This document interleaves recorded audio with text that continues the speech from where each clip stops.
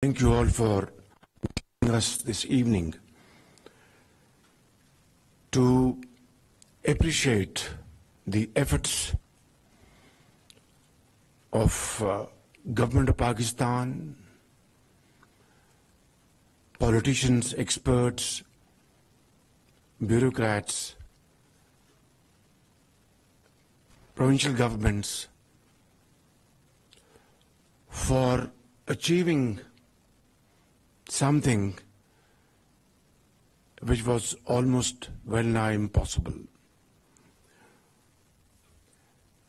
I will not repeat what Muhtarama Shari Rahman Sahiba or MS Hina Rahmani Kar Sahiba has already conveyed to you, because it will be a repetition, and I wouldn't want to come in the way of your wonderful dinner you're going to have with your families and in hotels and wherever. I wish you a wonderful evening. But let me say very candidly that it all started back in June this year, when Pakistan faced the most devastating floods, and as a result 33 million people were affected. 1,800 people died, including children, and loss of agriculture, industry, infrastructure, livestock, and the estimate is about $30 billion. In that, I would like to avail of this opportunity to once again express my deep gratitude to all those countries who came to help Pakistan at that point in time with kind and cash. Some of the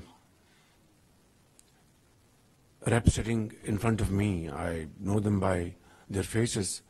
Some are not here. But I want to say in no uncertain terms that this contribution on your part was most valuable in this hour of need.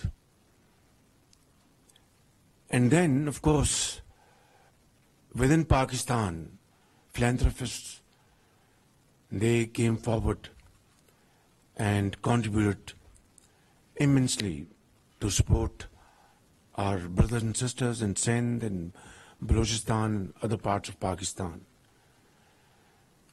And then, of course, provincial governments did a remarkable job, particularly the government of Sindh, led by Chief Minister Shah Sahab, and in Balochistan, Chief Minister Bazindur Sahab, and of course other provincial governments as well, along with NDMA and PDMAs.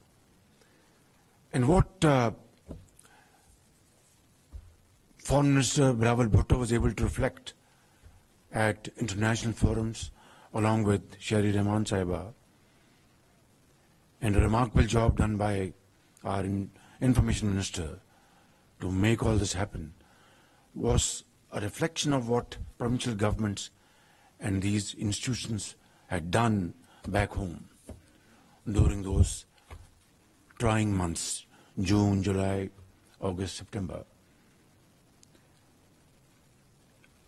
Those of you who have been to these places, I know our foreign friends have been there. It was nothing but sea flowing all over, and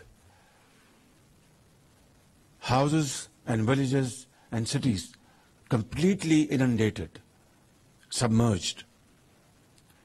And at that time, the people of Pakistan, federal government and provincial governments and related institutions did a remarkable job. And it is for the first time that international forum, through a dedicated teamwork, Pakistan's voice was heard, loud and clear. Loss and damage was something like a sleeping beauty for decades. But for the first time, it was articulated most ably by our team, led by Foreign Minister Bhutto, by Mohtarama Shehri Rahman Sahiba, and she did a terrific job at Sharm el-Sheikh, and I am a witness to all this. Bhutto made a fantastic job as Foreign Minister, interacting with his counterparts, trying to convey the message that we are seeking justice and not charity. Ladies and gentlemen, I have deliberately avoided, and we have completely avoided using the word reparations, because that is harsh, that is not proper, that is not sagacious, it is not diplomatic parlance. But certainly we are seeking justice, because what has happened to us, I hope and pray to Allah Almighty, won't happen to any other country in times to come. But what Shehri Rahman Sahib has said, she has put words in my mouth, it's her words, that what has happened in Pakistan will not stay in Pakistan. And this, unfortunately, is hard and harsh truth. And therefore, our friends in global north, they should, and they have, realized the importance of this challenge. And that's why it's been a remarkable agreement in Sharm el-Sheikh. Loss and damage is now a reality. But then, it's not about these agreements and understandings. It's about practical implementation, manifestation of these commitments. What has happened in the past is past. $100 billion were committed, but to what level these have been contributed is a big question mark. Therefore, I would make use of this opportunity. It is purely a ceremony, believe me, not to extend our bowl, because we are not extending our bowl. One day soon we are going to get rid of it. But this is something different. Pakistan has become victim of something which we have nothing to do with.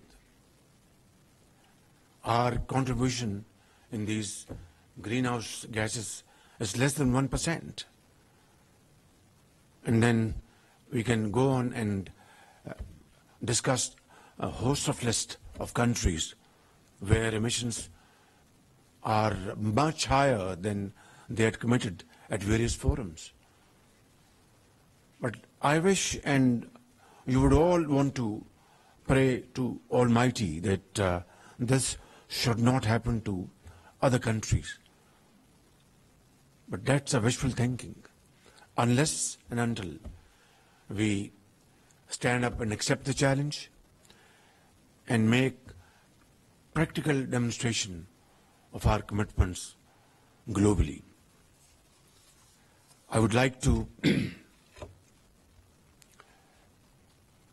place on record my deep appreciation to all those government officials, be in Foreign Office or Ministry of Climate Change. COP 27 में पाकिस्तान की कामयाब सिफारतकारी की तकरीब रखी गई है। वज़ीर-ए-आज़म शहबाज शरीफ खिताब कर रहे थे।